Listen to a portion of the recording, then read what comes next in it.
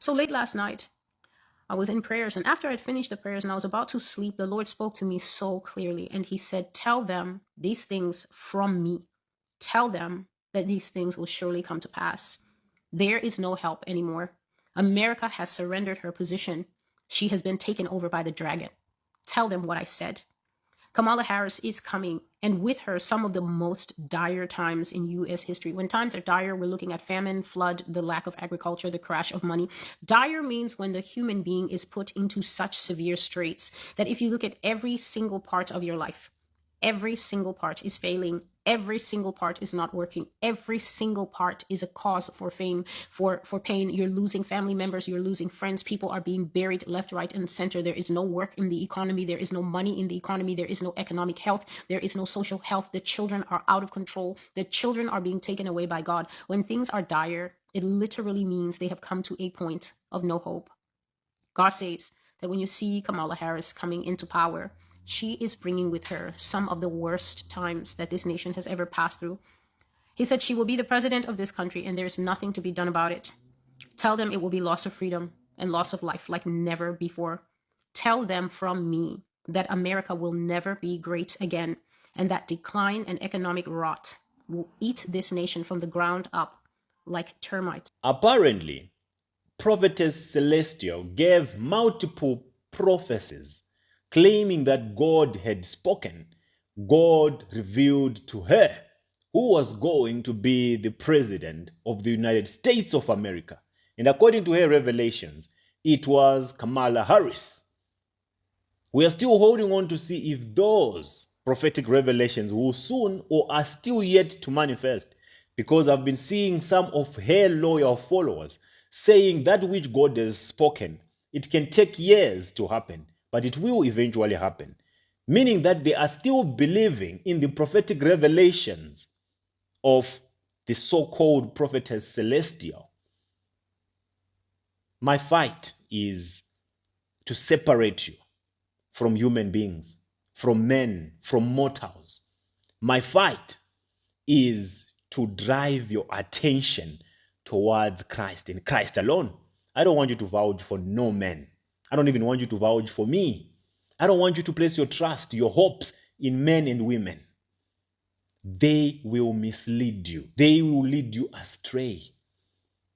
Don't count on these people who claim to be hearing from God. Yet God has not been saying nothing to them. Just listen to your prophetess and how detailed she is in her prophetic revelations. The coming of Kamala Harris. This is nothing new. I have been speaking this since November 2020 when God first showed it to me.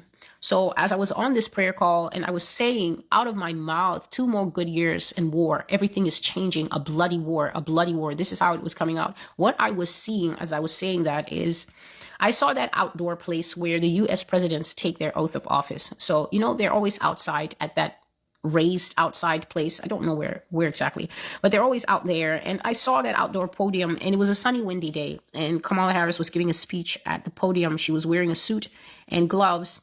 And she was saying something along the lines of this. This is what I can remember. And this is what I wrote down. Today is a great day. Today is a great day. Today is an unheard of historic day, not just for me, but for all women and for America. For the first time in our nation's history, we have a female in the White House, and she's not performing another duty. She is not the Secretary of State. She is not a member of staff. She is not a part of the cabinet. She is in the top seat, the top position. She is in the Oval Office, the driver's seat. She is the President of the United States. And then the image changed and I saw her raising one hand and she was taking her oath of office. And Obama was standing right within that picture frame. So he was standing right there near the podium while she was taking her oath of office. And the feeling that I had as I was looking at this picture, first of all, I was telling the people on the call, you won't believe what I'm seeing. You just will not believe what I'm seeing.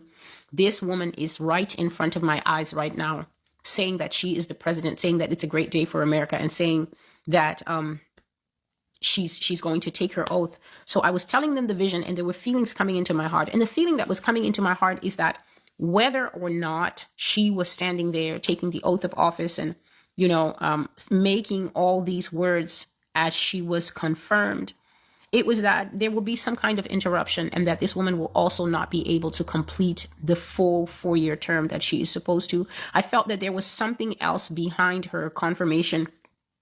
And so God even mentioned at that point that America will come under the control of a series of governors. But he didn't elaborate on that. And so it was not given to me to explain to others on that phone call what exactly it meant. I just told them what I saw. Her reading that it was the first time in America's history that a woman was president. I also told them that I saw Obama standing there as she was being confirmed. And I also told them the feeling that I was having, that there would be yet another interruption and that she would not finish her term.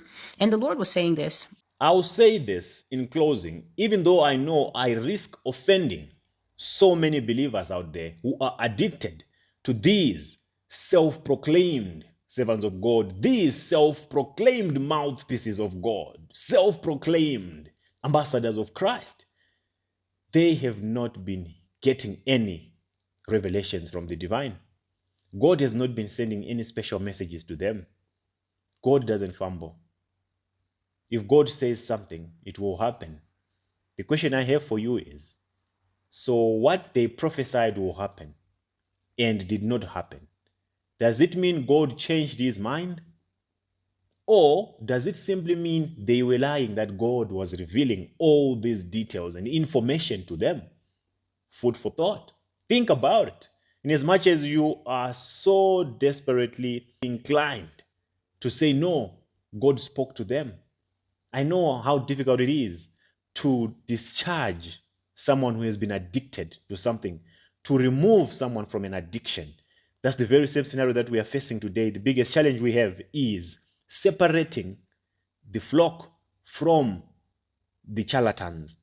They have become so addicted to the charlatans, to so-called prophetic revelations, that they can't imagine their journeys, spiritual journeys, apart, separated from the so-called spiritual fathers. But nowhere in the Bible does it tell us that we shall need a spiritual father to guide us to the end. Is the word that we need. It's Christ that we need. I don't see the relevance, the significance of having men stand in between you and Christ, stand in between you and God. Men that you become so addicted to that you lose focus of who you should give reverence to. My people, think about it. Is it God speaking through them, or it's a God or a spirit, a familiar spirit, manifesting in them? For God cannot say something that will never happen with such details. Did you listen to the details that the prophetess was giving? If it was really God who gave her all those details, surely God could have seen it come to pass. These are all signs, red flags, that God is trying to show you that they are not mine. They might say, Lord, Lord, Lord, but their hearts are corrupted. They might call my name 24/7, now and then, just so that they can make a living using the name of God as a proxy. That's how the name of God has been reduced to nothing. Anyone can just wake up today and say, God said, God revealed to me, God showed me. Really? Has God been showing and giving all these prophets revelations that are conflicting? Not the God of the Bible. The God of the Bible is very much organized. He only has one message, and none of them is preaching that message. They all have different doctrines. They're all preaching different messages that best suits their interests. And we all know what their interest is, enriching themselves. My people, tell me what you think about your prophetess and the prophets at large who have been claiming to be hearing, receiving prophetic revelations from God.